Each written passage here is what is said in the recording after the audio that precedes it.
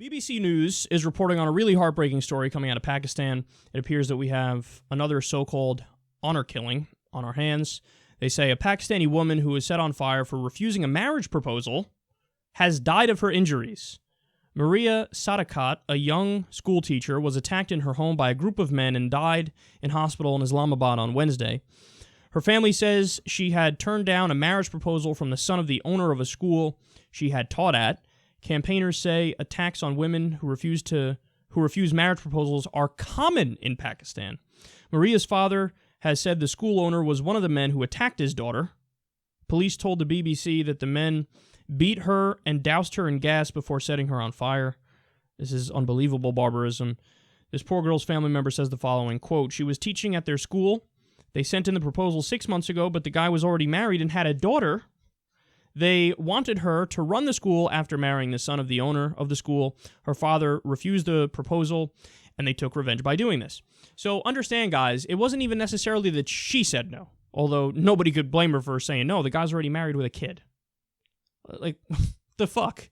But her dad goes, no, this guy's married with a kid. I don't want, her to be married. So her boss, she worked at the school, the guy who owned the school, he took part in fucking killing her. Throwing gas on her and lighting her on fire. They say over 85% of her body was burned.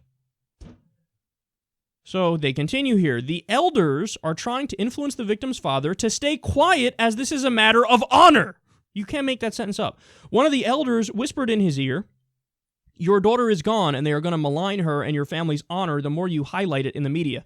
No. Your honor is maligned. Say it with me again. Your honor is maligned. Notice how in deeply misogynistic cultures, it always is flipped back on the woman. So she's, hey, you want to marry this guy? No. She gets killed, and then they go, whoa, don't talk about us killing you. If you talk about us killing your daughter, well, you're maligning your honor.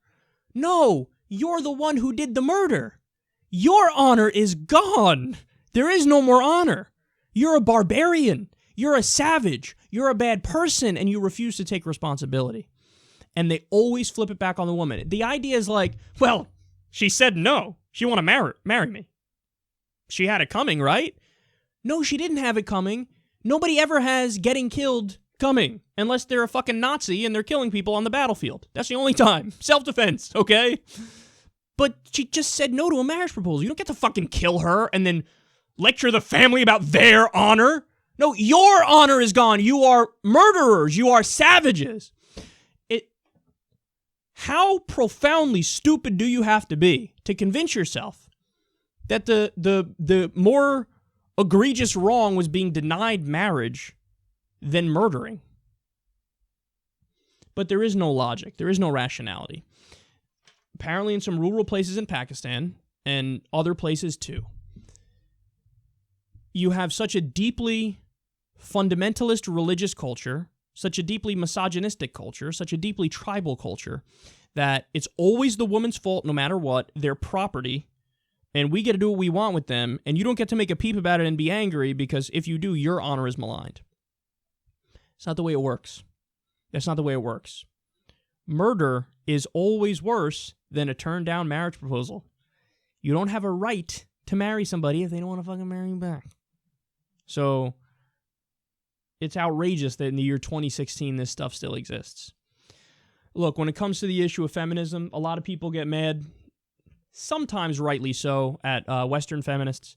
Like, even I've gone very hard after what we call third-wave feminists, which I think actually smear and hurt the real feminists, the traditional feminists who are focusing on real issues. Third-wave feminists focus on stuff like equality in video games. You're not portraying women properly in that. Really? This is the beef that you're, taking up? But we do still need feminism around the world. There's no doubt about it. I mean, they could use a heaping dose of feminism in tribal cultures, in fundamentalist religious cultures all around the world. Because this idea of women being equal, like to a lot of people, the idea of women being equal is a duh. To me, it's a duh. I mean, obviously, women should have all the same rights as men, all the same opportunities, and they should have freedom of choice, all that stuff. There's so many places in the world where that's just not true, where women are viewed as property. and they're, under threat of violence all the time if they don't just do the will of creepy-ass, disgusting men around them. So we need this feminist revolution all around the world, and honestly, for stuff like this, it's the only answer. We need women in these societies to have more power and to be equal to men, and that's definitely the right thing to do.